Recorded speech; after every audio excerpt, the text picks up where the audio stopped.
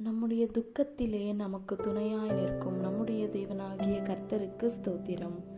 அப்போஸ்தலர் நடபடிகள் 25ஆம் அதிகாரம். பெஸ்து என்பவன் நாட்டிற்கு அதிபதியாக வந்து 3 நாளான பின்பு செசரியாவிலிருந்து எருசலேமுக்கு போனான். அப்பொழுது பிரதான ஆசாரியனும் யூதரில் முதன்மையானவர்களும் அவனிடத்தில் வந்து பவுலுக்கு விரோதமாக பிராது பண்ணி அவனை வழியிலே கொன்று போடும்படி சற்பனையான யோசனை உள்ளவர்களாய் தங்கள் மேல் தயவு செய்து அவனை எருசலேமுக்கு அழைப்பிக்க வேண்டும் என்று வேண்டிக் கொண்டார்கள். அதற்கு பெஸ்து பிரதி உத்தரமாக, பவுலை செசரியாவிலே காவல் பண்ணியிருக்கிறதே, நானும் சீக்கிரமாக அங்கே போகிறேன். ஆகையால் உங்களில் திறமுள்ளவர்கள் கூட வந்து அந்த மனுஷனிடத்தில் குற்றம் ஏதாகிலும் உண்டானால் அந்த குற்றத்தை அவன் மேல் சாட்டட்டும் என்றான். அவன் அவர்களிடத்திலே ஏறக்குறைய 10 நாள் சஞ்சரித்து பின்பு செசரியாவுக்கு போய் மறுநாளிலே நியாயாசனத்தில் உட்கார்ந்து பவுலை கொண்டு வரும்படி கட்டளையிட்டான்.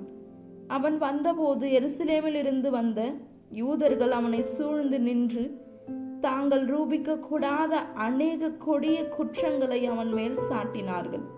அதற்கு அவன் உத்தரவாக, நான் யூதருடைய வேத பிரமாணத்துக்காகிலும் தேவ ஆலயத்துக்காகிலும் ராயருக்காகிலும் விரோதமாக ஒரு குற்றமும் செய்யவில்லை என்று சொன்னான். அப்பொழுது பெஸ்து யூதருக்கு தயவு செய்ய மனதாய் பவுலை நோக்கி, நீ எருசலேமுக்கு போய் அவ்விடத்திலே இந்த காரியங்களை குறித்து எனக்கு முன்பாக நியாயம் விசாரிக்கப்பட உனக்கு சம்மதியா என்றான். அதற்கு பவுல், நான் ராயருடைய நியாயாசனத்துக்கு முன்பாக நிற்கிறேன். அதற்கு முன்பாக நான் நியாயம் விசாரிக்கப்பட வேண்டியது. யூதருக்கு நான் அநியாயம் ஒன்றும் செய்யவில்லை, அதை நீரும் நன்றாய் அறிந்திருக்கிறீர். நான் அநியாயம் செய்து மரணத்துக்கு பாத்திரமானது ஏதாகிலும் நடப்பித்ததுண்டானால் நான் சாகாதபடிக்கு மனு கேட்க மாட்டேன். இவர்கள் என்மேல் சாட்டுகிற குற்றங்கள் முற்றிலும் அபத்தமானால் அவர்களுக்கு தயவு பண்ணும் பொருட்டு ஒருவரும் என்னை அவர்களுக்கு ஒப்பு கொடுக்கலாகாது. ராயருக்கு அபாயமிடுகிறேன் என்றான். அப்பொழுது பெஸ்து தன் ஆலோசனைக்காரருடனே ஆலோசித்து, நீ ராயருக்கு அபாயமிட்டாயே, ராயனிடத்திற்கே போக கடவா என்று உத்தரவு சொன்னான். சில நாள் சென்ற பின்பு அகிரிப்பா ராஜாவும் பெனிக்கியாலும் பெஸ்துவை கண்டு கொள்ளும்படி செசரியாவுக்கு வந்தார்கள். அவர்கள் அங்கே அநேக நாள் சஞ்சரித்திருக்கையில் பெஸ்து பவுலின் சங்கதியை ராஜாவுக்கு விவரித்து, பேலிக்ஸ் காவலில் வைத்து போன ஒரு மனுஷன் இருக்கிறான். நான் எருசலேமில் இருந்தபோது பிரதான ஆசாரியர்களும் யூதருடைய மூப்பர்களும் அவனை குறித்து என்னிடத்தில் பிராது பண்ணி அவனுக்கு விரோதமாக தீர்ப்பு செய்ய வேண்டும் என்று கேட்டுக்கொண்டார்கள். அவர்களுக்கு நான் பிரதி உத்தரமாக, குற்றம் சாட்டப்பட்ட மனுஷன் குற்றம் சாட்டினவர்களுக்கு முகமுகமாய் நின்று சாட்டின குற்றத்துக்கு தனக்காக எதிருத்தரவு சொல்ல அவனுக்கு இடம் கிடைக்காததற்கு முன்னே குற்றம் சாட்டினவர்கள் பட்சமாய் அவனை மரணத்திற்கு ஒப்பு கொடுக்கிறது ரோமருக்கு வழக்கம் அல்ல என்றேன். ஆகையால் அவர்கள் இங்கே கூடி வந்தபோது நான் எவ்வளவும் தாமதம் பண்ணாமல் மறுநாள் நியாயாசனத்தில் உட்கார்ந்து அந்த மனுஷனை கொண்டு வரும்படி கட்டளையிட்டேன். அப்பொழுது குற்றம் சாட்டினவர்கள் வந்து நின்று, நான் நினைத்திருந்த குற்றங்களில் ஒன்றையும் அவன் மேல் சுமத்தாமல் தங்களுடைய மார்க்கத்தை குறித்தும் மரித்து போன இயேசு என்னும் ஒருவன் உயிரோடு இருக்கிறார் என்று பவுல் சாதித்ததை குறித்தும் சில தர்க்க விஷயங்களை அவன் பேரில் விரோதமாய் சொன்னார்கள். இப்படிப்பட்ட தர்க்க விஷயங்களை குறித்து எனக்கு சந்தேகம் இருந்தபடியினால், நீ எருசலேமுக்கு போய் அங்கே இவைகளை குறித்து நியாயம் விசாரிக்கப்பட உனக்கு சம்மதியா என்று கேட்டேன்.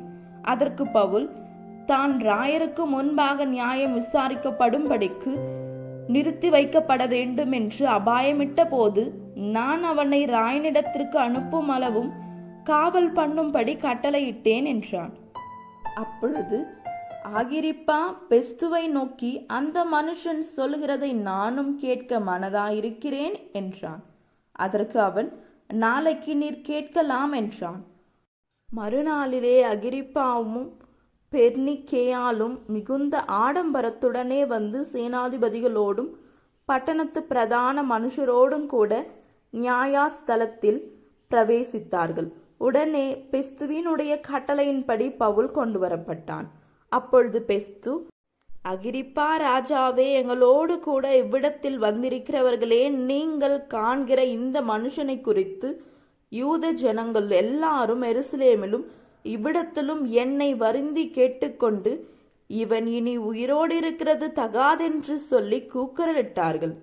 இவன் மரணத்துக்கு பாத்திரமானதொன்றையும் செய்யவில்லை என்று நான் அறிந்து கொண்டதினாலும் இவன்தானே ராயனுக்கு அபாயமிட்டபடியினாலும் அவரிடத்தில் இவனை அனுப்பும்படி தீர்மானம் பண்ணினேன்.